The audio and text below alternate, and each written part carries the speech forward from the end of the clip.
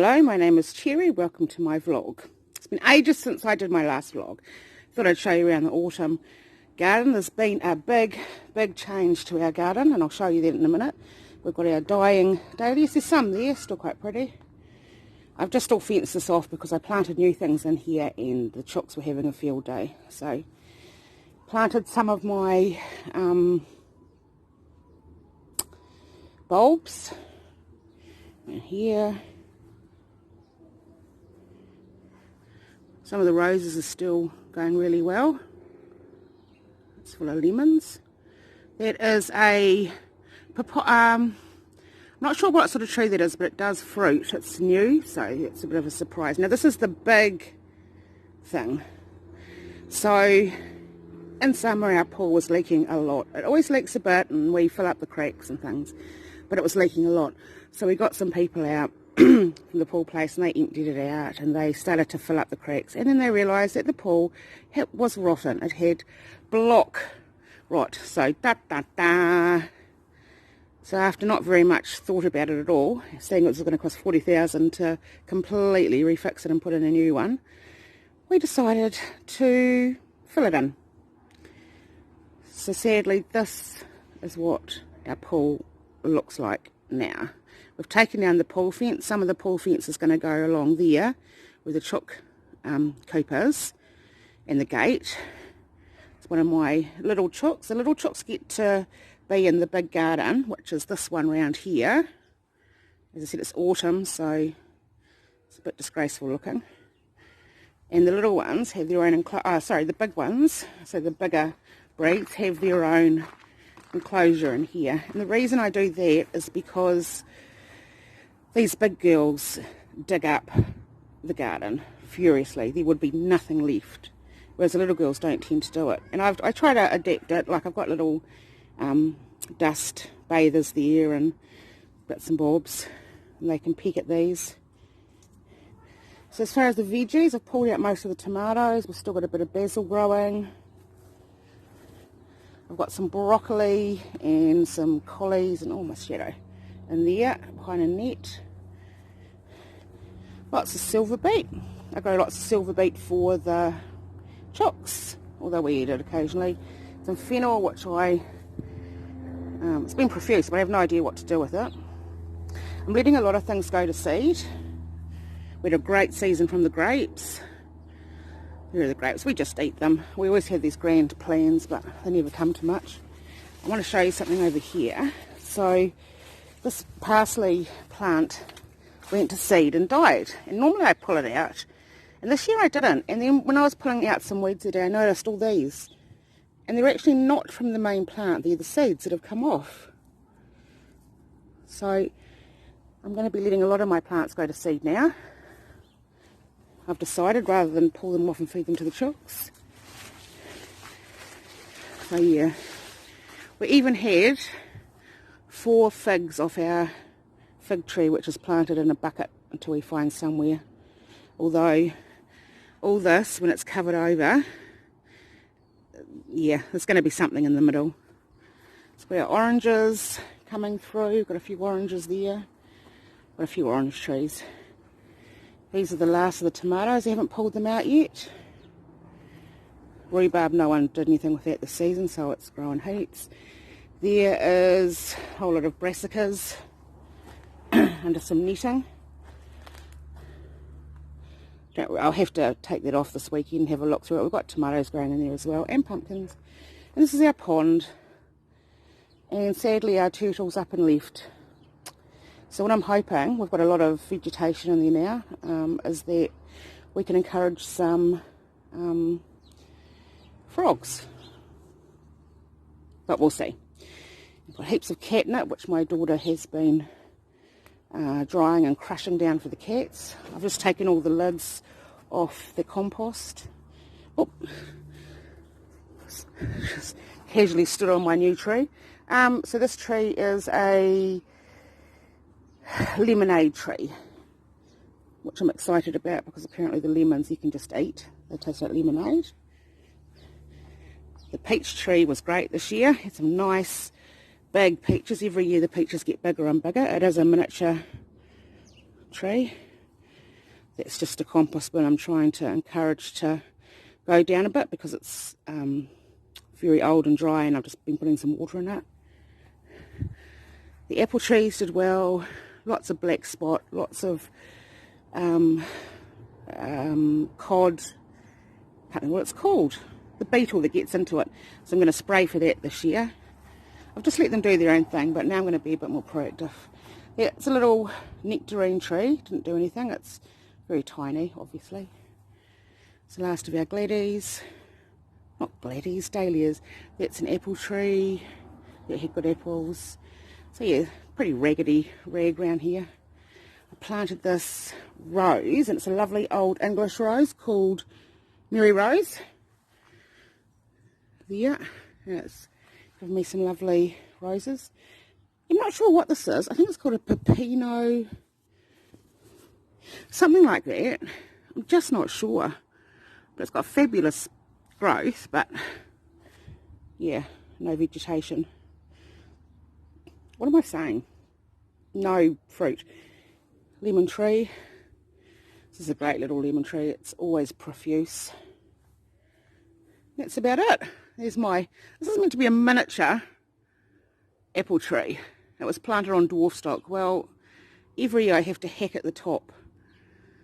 So I'm not sure about its miniature reasoning there.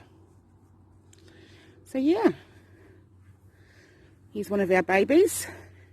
We had a terrible, terrible year after my last vlog last year. So this one had 4 babies. And we kept 2 and gave 2 to really good homes. And then they had their first birthdays. Little Rupert had his first birthday, and his sister Tilly. And then we found Rupert on the road, or someone had hit him and put him on the side of the road a couple of weeks after his first birthday. And then 2 weeks after that, Samuel, our old Labrador, went into heart failure and died. And he was 16. So he had a good innings, but it was hard. And we had to take him into the vet because, you know, he was at this stage suffering. Couldn't walk, couldn't do anything.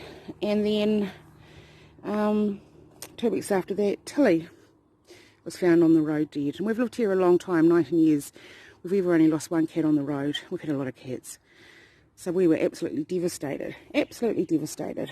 And half of me wished we'd never given any of the litter away, even though they've got the best homes in the world.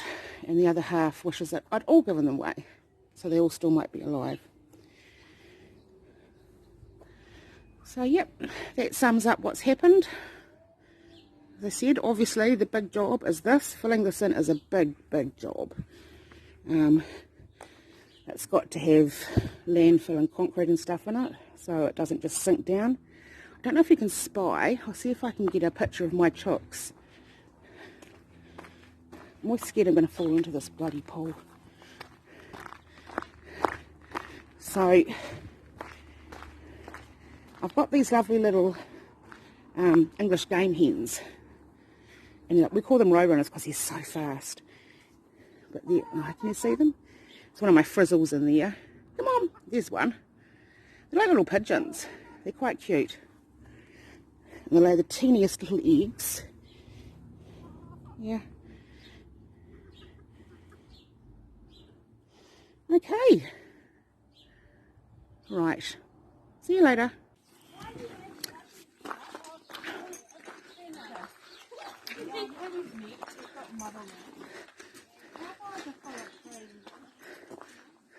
The green grass time. Now Kerry's got green grass as well. I think he's gonna need help.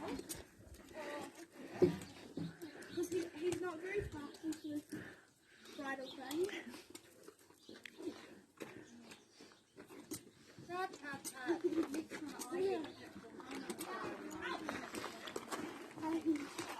Stop vlogging. Kimmy! Here's the water bug again. The Loch Ness Monster, the source.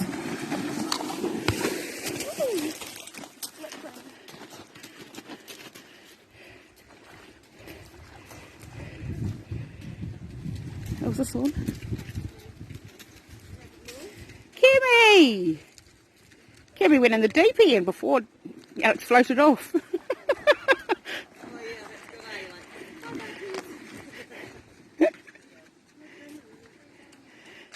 see Cammy though, if it was the deep and he went up that way so that she came off, it was just like, just go. Yeah. Oh, that's nice. Look at that, Cammy. That's lovely.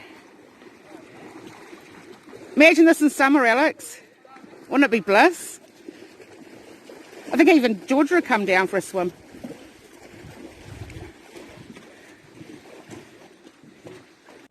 So we're in the middle of dressage season on my daughter and her pony, and we were just at one of our weekly dressage lessons, getting ready for yet another competition.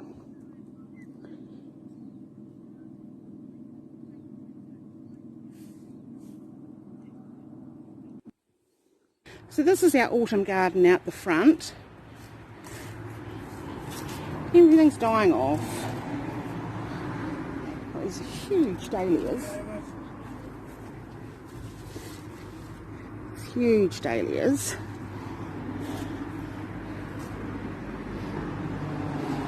Everything's dying. This has been really good, the bougainvillea this year. Step back a bit so you can see it. The statice has taken over. I'm not sure they'll be growing it again, but it's probably self-seeded anyway. It's going to self-seed. And this is the big surprise. This popped up the other day. It's a daffodil in autumn. There's other ones coming up as well. So yeah, these are massive big bushes. I don't know what they are. My Drosophila has been amazing. It's the first year I've ever done it, and it's just amazing. So I'm just letting it go. And I think I'll cut it back when it's completely bare and it's meant to come back again. And hiding under there is lavenders. I'm trying to get lavenders out front. Oh look, that came off. And these are amazing, absolutely amazing. But yeah, sad to say, there's our peach tree. Sad to say, autumn now is turning into winter. We're a month away. Yep, our feijoas. We got about 10 feijoas off them after a great big prune. So hoping for better things next year. Hello. So I thought I would do a little catch up before I finish this vlog. It is May the 2nd. It's cold. I think that winter, although it's a month away, you're really starting to feel the cold now. So what have I been doing? I have been quilting, I have been scrapbooking, and I've been reading. So quick on what I'm reading. This is the book I'm reading. It's called The Dictionary of Lost Words by, oh look, it's got over names, by Pip Williams. And I've only read a little book, but it's really, really good. Really, really good book. So I'm looking forward to finishing that. If you can hear, I've got the heater on for the first time this season. That's, as I said, I'm the last to feel the cold, but when I feel it, I really feel it, I think. So that is what I've been doing. No, correction, that's what I've been reading. This is what I've just finished. And this is a cot quilt. You can see that. Winnie the Pooh cot quilt. That's halved at the moment. And this is for a baby that is, well, it's probably only 8 weeks old, but I really wanted to make one, this particular girl. And I hand quilted all the squares. But what I'm really happy about is I put the walking foot on the machine and I did the outsides. Can't really see, but, and it was so quick. And I really want to move forward and use my machine, my walking foot, more for quilting, but unless something drastically changes, I won't be using it for how I normally hand quilt. It'll only be like straight lines, really basic stuff, but still it makes the quilt come together so much faster. And I just put some flannelette on the back of it so it's nice and soft. Quite a thick wadding. It's called a princess wadding, and it's thicker than what I thought. I also made a big mistake in that I glue basted it because I thought being a cock quilt is not so big, and I put far too much on and it was as stiff as a board and so hard to hand quilt. So I won't be doing that again.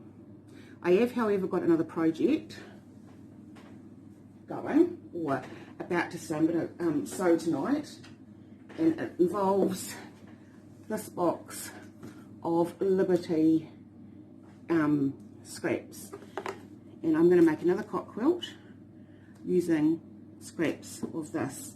And it's called a confetti quilt, and it's lots and lots of different shaped and irregular shaped triangles on a white border, on a white background. It looks really effective when it's quilted, so I'm hoping it'll come together. Previously I've been doing these, but I haven't done them for a while. I will start again soon when it gets warmer. I don't know if I've shown these. I got a couple of Liberty fabric packs. I won't pull them out. From a sale, a lady called Millie Mac Designs, or Millie Mac Quilting, I'm not quite sure. She's in the South Island of New Zealand, and she gets Liberty in, as well as my local lady who sells Liberty. Now the local lady that sells it from her house has Tana lawn. I love Tana lawn, don't get me wrong, but I actually quite like this quilting weight. I think this is quilting weight. Yeah, quilting weight Liberty fabric, just because it's easier to work with. I sometimes find the Tana lawn just a bit too thin and a bit too sort of flimsy. I can't really explain it. I do love it. What else is in my... So what else? I'm knitting dishcloths. Again. Basic design. And I plan to give them away at Christmas with some handmade soap. I was going to make it myself. I've got all the ingredients to make it, and I've made it in the past.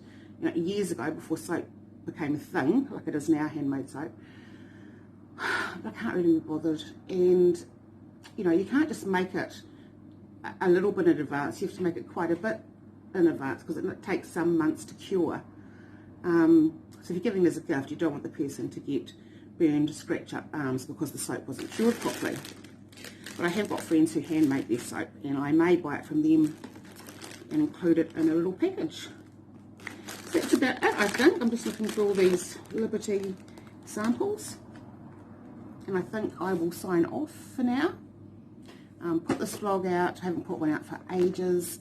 I hope you enjoyed it. It's not fabulous, but it is what it is. And I will see you soon for more. Bye.